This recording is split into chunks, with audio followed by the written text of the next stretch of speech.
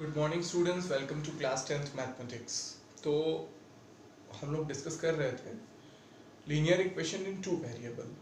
Linear equation in two variable क्या होता है कि हमें इक्वेशन होते हैं जिसमें दो वेरिएबल्स होते हैं लाइक दिस इक्वेशंस, और इसको हमें सॉल्व करके एक्स और वाई की वैल्यू निकालना होता है। ये कोई एक सिंगल इक्वेशन नहीं होता है, ये एक पूरा सिस्टम होता है लाइक इस तरीके के। तो इन चीज़ों को हमको सॉल्व करने के लिए हमने देखा कि हमारे पास बहुत सारे मेथड्स हैं। ग्राफिकल मेथड है, और क्या मेथड है, सब्स्टिट्यूशन मेथड है, एलिमिनेशन मेथड है। तो इन तीन मेथड्स को हमने अच्छे से पढ़ लिया। अब एक लास्ट मेथड हम देखेंगे कि इनको सॉल्व करने का क्या होता है, क्रॉस मल्टीप्लिकेशन मेथड। ठीक है, तो क्रॉस मल्टीप्लिकेशन मेथड क्या होता है उसे हम ध्यान से देखेंगे। x, सबसे पहली चीज तो जनरल फॉर्मेट लिखते हैं a1x plus b1y plus c1 is equals to 0 and a2x plus b2y plus c2 is equals to 0। This is the standard format for linear equation in two variable. तो इस method से, cross multiplication method से, हम directly x और y की value निकाल सकते हैं। कैसे निकालते हैं उस चीज को लर्न करने के लिए मैं आपको एक तरीका बता देता हूं, वो याद रखिएगा।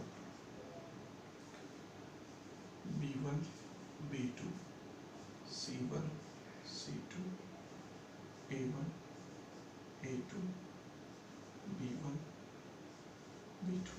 ठीक है, क्या करना है, हमें x y लिखना है, 1 लिखना है, और फिर थोड़ा सा इन चीजों को मैं नीचे लिख देता हूं।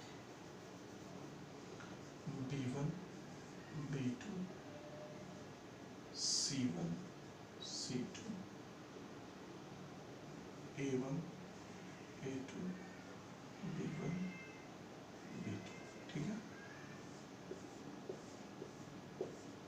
ठीक है, ये तरीका होता है बच्चों। ठीक है, हर क्वेश्चन में ऐसा नहीं करना, बस आपको ये समझने के लिए ये मेथड है। क्या करेंगे, x अपॉन, ठीक है, b1 c2 और ये फिर अपवर्ड, ये नीचे वाले का ऊपर वाले से मल्टीप्लाई, माइनस b2 c1। फिर ठीक इसी तरह से y upon c1 a2 minus c2 a1। Okay, और फिर इसी तरह से 1 अपॉन a1 b2 माइनस, फिर नीचे से ऊपर a2।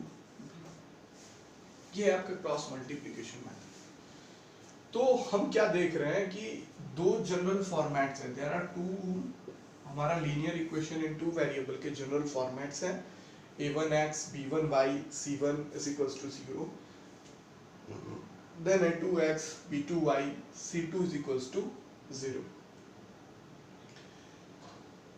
अब क्या करेंगे, ये जो की तीनों चीजें बराबर हैं, हमने क्या देखा, x is equal, दिख रहा होगा, x upon b1 c2 minus b2 c1 is equals to y upon c1 a2 minus c2 a1 is equals to 1 upon a1 b2 minus a2 b1। ठीक है, तो बच्चों हम क्या करेंगे, यहाँ से फिर x को एक बार इससे इक्वेट करेंगे और एक बार y से इक्वेट करेंगे, तो हमें फिर फॉर्मूला मिल जाएगा। तो x upon b1 c2 minus b2 c1 is equals to 1 upon a1 b2 minus a2 b1। Okay, cross multiply करने के बाद what we will get, b1 c2 minus b2 c1 upon a1 b2 minus a2। और ठीक इसी तरह से हम जब y को करेंगे तो हमें y का फॉर्मूला मिलेगा c1 a2 minus c2 a1 upon a1 b2 minus a2। तो बच्चों ये है क्रॉस मल्टीप्लिकेशन मेथड से वैल्यूज को फाइंड करने का तरीका।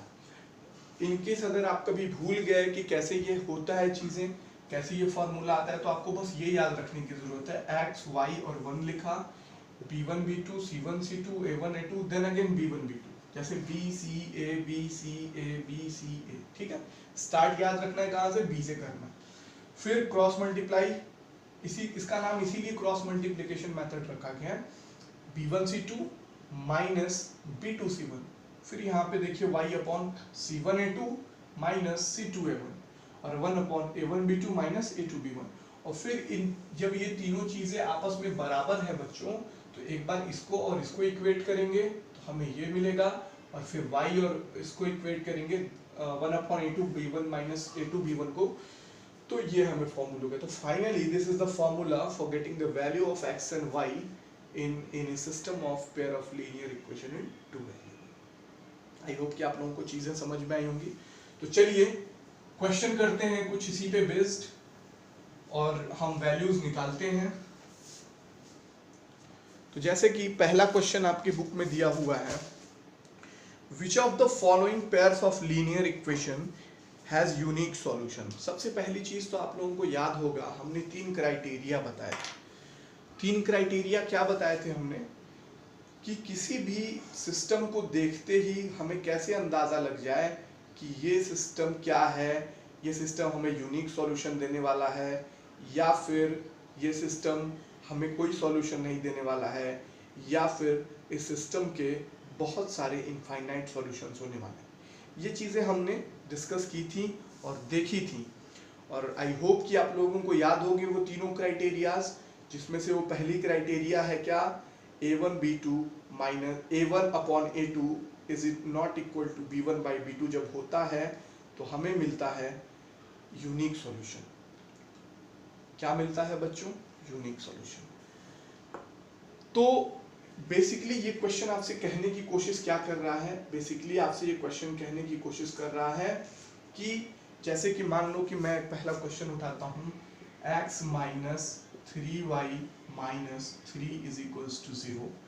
एक इक्वेशन ये है, और एक है 3x minus 9y minus 2 is equals to 0। ठीक है, ये 2 इक्वेशन है। आपको याद होगा 3 क्राइटेरिया आपने पढ़े हैं, A1 by A2 is not equal to B1 by B2, या फिर A1 by A2 is equals to B1 by B2 is equals to C1 by C2, और या फिर A1 by A2 is equals to B1 by B2 is not equal to C1 by C2। ये 3 criterias बच्चों होते हैं।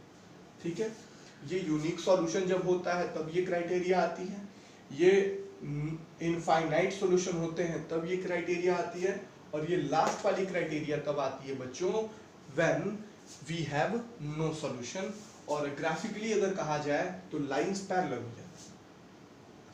तो first question में आपको पहले तो चेक करना है कि इन तीनों में से कौन सी सिचुएशन होने वाली है। तो बच्चों सबसे पहली चीज तो आपको ये पता होना चाहिए कि A1 B1 C1 की वैल्यू हम निकालते कैसे। देखो बच्चों, कोई भी अगर हम इसको अगर जनरल फॉर्मेट में लिखने की कोशिश करें तो A1x plus B1y plus C1 is equals to 0, और ये A2x plus B2y plus C2 is equals to 0। ठीक है,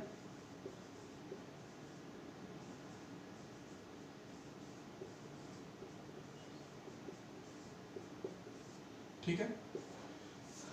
अब आपको इसमें कंपेयर करके A1 और A2 की वैल्यू निकालने आती होगी, बिल्कुल।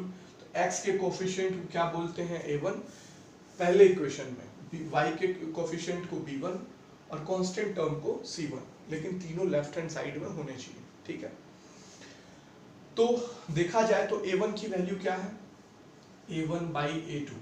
A1 की वैल्यू इसमें क्या है 1 बाई 3, A2 की वैल्यू 3 है, B1 की वैल्यू देखिए तो माइनस 3 बाई माइनस 9, कट गया, 3 1 जा 3 3 3 जा। हमने क्या देख रहे हैं कि 1 बाई 3, तो क्या ये क्राइटेरिया फॉलो हो रहा है यूनिक सॉल्यूशन का? बिल्कुल नहीं, क्योंकि यूनिक सॉल्यूशन की क्राइटेरिया ये कहती है कि A1 by A2 is not equal to B1 by B2, but यहाँ पे तो इक्वल हो रहा है, यानी कि यूनिक सॉल्यूशन का केस नहीं है। तो ये केस कौन सा है, ये आपको पहचानना है। फर्दर क्वेश्चन में ये कह रहा है कि अगर क्वेश्चन में यूनिक सॉल्यूशन है तो उसे क्रॉस मल्टीप्लिकेशन मेथड से सॉल्व करके दिखाइए। तो आई होप कि यहाँ तक आप लोगों को समझ में आ गया होगा। तो तो चलते हैं एक नया क्वेश्चन लेते हैं। इसमें तो आपने देखा यूनिक सॉल्यूशन था ही नहीं, तो हम सॉल्व भी क्या करेंगे। नेक्स्ट क्वेश्चन है 2x plus y is equals to 5, यानी कि 2x plus y minus 5 is equals to 0। 5 को मैंने लेफ्ट हैंड साइड में लिख दिया। 3x plus 2y minus 8 is equals to 0, minus 8 is equals to 0। अब बच्चों एक बात ध्यान दीजिए, यहाँ पे आप मैच कर सकते हो 2/3 is not equal to 1/2, a1/a2 is not equal to b1/b2 की सिचुएशन आ रही है, इसलिए ये यूनिक सॉल्यूशन का केस बनता है। आगे बढ़ते हैं। तो जब यूनिक सॉल्यूशन का केस बन रहा है तो हम फॉर्मूले के हिसाब से वैल्यूज रखेंगे b1c2 minus b2 c1 upon a1 b2 minus a2 b1। ठीक, चलिए b1 की वैल्यू क्या है, देखिए इसकी सारी वैल्यूज 1 होंगी और इसकी सारी वैल्यू 2 वाली होंगी। ठीक है, b1 क्या है भाई 1 इंटू c2 क्या है माइनस 8 माइनस b2 क्या है 2 इंटू c1 क्या है माइनस 5 अपॉन a1 क्या है 2 इंटू b2 क्या है 2 माइनस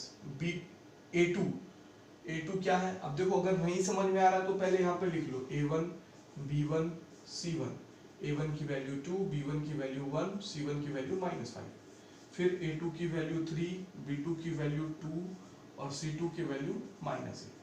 ठीक है, तो a2 b1, a2 क्या है भाई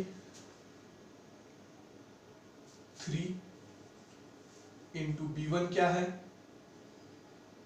b1 देख लीजिए वहां पे 1 है। ठीक है, थोड़ा सा ये ध्यान रखने वाली चीजें हैं।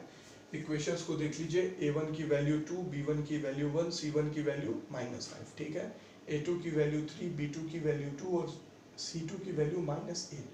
अब यहाँ वैल्यूज रखा है मैंने b1 c2, b1 कहाँ है 1, c2 कितना है माइनस 8। ठीक है भाई, माइनस b2 की वैल्यू 2, वेरी गुड, c1 की value minus 5, very good, a1 की वैल्यू 2, b2 की वैल्यू 2, सही है, माइनस a2 की वैल्यू 3 और b1 की वैल्यू 1।